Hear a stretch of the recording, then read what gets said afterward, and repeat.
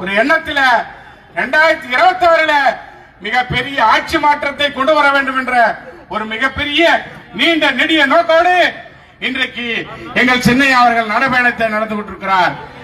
இளைஞர் ஐயா சின்னையா மூல மாவோ 11 பேரை ஆரம்பத்தில் தொடக்கத்தில் நடைபயணத்தில் ஈடுபடுத்தி மிகப்பெரிய புரட்சி செய்து சீனாவில் அவர் ஆட்சியை கைப்பற்றினார். அதுபோல எங்கள் சின்னையா அவர்கள் வருகின்ற 2026 அரசியல் சதுரங்கத்தில் எங்கள் சின்னையாவை வெற்றி பெற தமிழகத்தில் இல்ல இந்தியாவில் யாரும் கிடையாது. ஏன்னா எவனோ கட்சி ஆரம்பிச்சிருக்கிறான், எவனோ என்ன படிக்க 12வது படிக்காதவன் முதலமைச்சர் ஆகணும்னு நினைக்கிறான், காலேஜுக்கே போவாதவன் முதலமைச்சர் ஆகணும்னு நினைக்கிறான், படிப்பறிவு இல்லாத நாட்டை ஆளணும்னு நினைக்கிறான். ஒரு மருத்துவர் இந்த நாட்டை ஆளுவதற்கான காலம் வந்துவிட்டது. 2026 எங்கள் சின்னையா அவர்கள் முதலமைச்சராக அமர்வார்.